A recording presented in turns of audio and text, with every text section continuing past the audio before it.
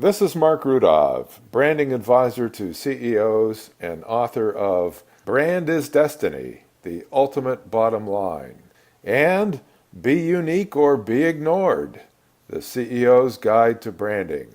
Today's topic, Product Your Brand. That's right, I said product your brand, not brand your product. How many times have you been in a store like this guy, and you're overwhelmed by the number of products on the shelf? Now, you will hear retailers tell you, both online retailers and physical retailers, come on into my store. All your favorite brands are there.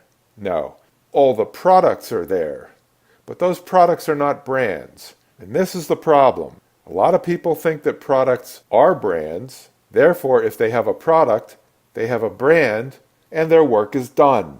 And that's why customers end up like this guy, where they can't choose one over the other. They all look the same, they all sound the same, they're all priced about the same. There's no loyalty. Often products are chosen randomly or based on price if there's a sale. That means there's no branding at all. Now, if you've been watching my videos, reading my articles, and if you've read both of my books, and if you haven't read both of my books, I encourage you to do so. Because you don't brand a product. A brand is about the customer. It's not about your product. So what you do is you create a brand starting on day one when your company is nothing more than a drawing on a napkin. That's right. Many CEOs tell me, well, it's too early for branding. I don't have enough money for branding. I don't have any customers yet. I don't have any employees yet. Wait till I fill out my board of directors. Wait till I hire a staff. Wait until I have revenues. Wrong, wrong, wrong. You start it the day you scribble on the napkin. And as I've said ad nauseum to this point, your brand is your customer validated value proposition.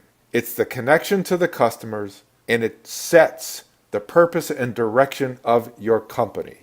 Without a purpose and direction, you have no company. Well, how can I have a customer-validated value proposition if I don't have any customers? Well, then you better interview prospective customers to understand what they need in their lives. And I don't mean by that, what products do they need? I mean, what problems do they have? What problems need to be solved? And can you do it? That's what I mean. And if you can communicate to these prospective customers in a way that perks up their ears and gets their juices flowing, in other words, you've made an emotional connection, then you have a customer validated value proposition. Then, of course, you have to create a product based on that. Then you have to test the product and you have to see if there's a match. And you have to keep fine-tuning everything in a never-ending process. You are never, ever finished. No one and done in branding. So think of the brand as the road. It paves the product path. And every product you make has to fit into that. Another metaphor, the brand as the hiring manager. And the prospective employee is a potential product. The brand hires the product.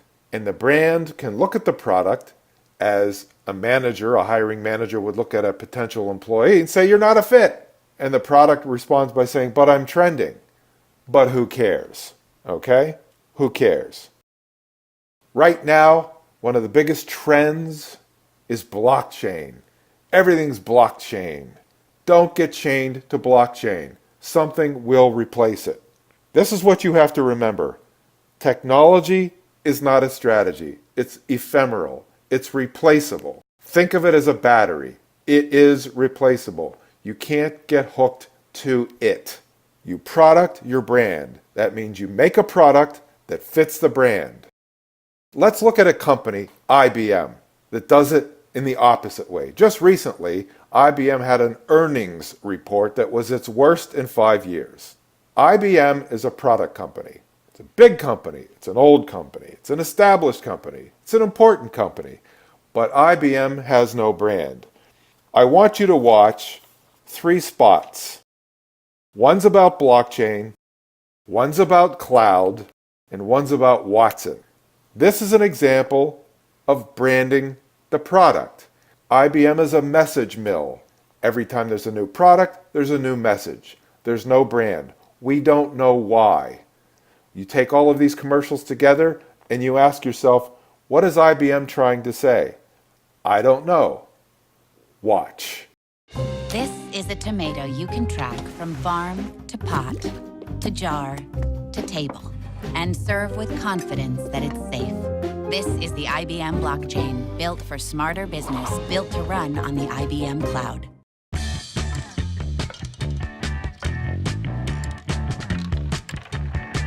Run all your apps on the cloud built to give you more options.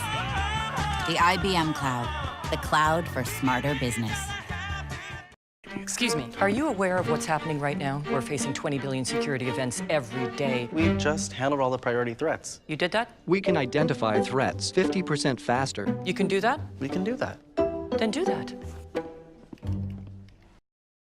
So you see, IBM is no different from a huckster on the street. Hey, look at this product. Buy it.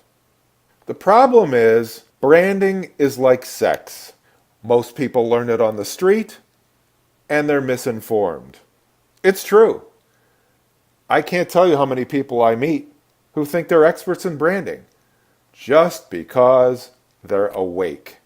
It isn't true. They don't know anything about it, but they think they do because they grew up hearing that every product is a brand. So this belief that you're an expert in branding just because you're alive, it's arrogant. It's the same as thinking that you were born knowing how to ride a bike. But if you remember, one of your parents had to teach you. You had to be coached. You weren't born an expert in riding a bike. You had no idea how to do it. The same is true with branding.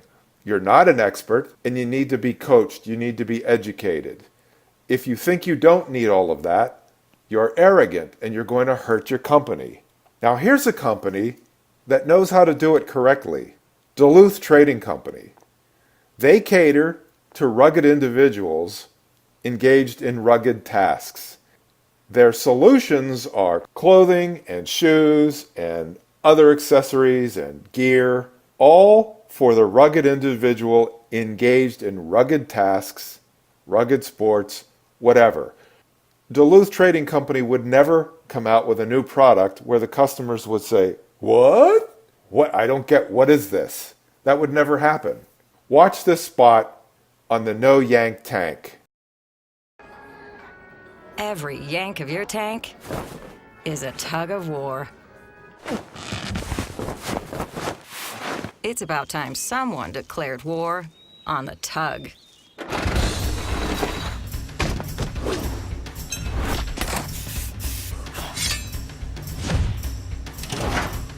The Duluth Trading No Yank Tank. Stop yanking and get cranking. Only at Duluth stores and duluthtrading.com.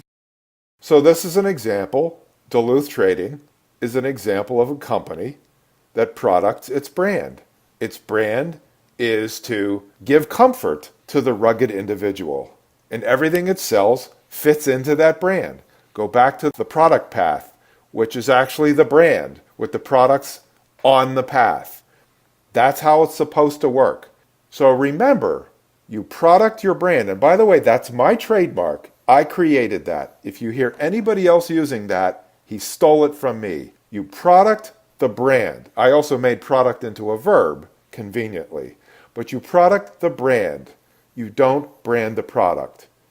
That way, you'll be consistent and predictable, and you'll bring comfort to your customers. Now, I know you're going to need help with that, so I want you to contact me, Marc Rudov, at marcrudov.com.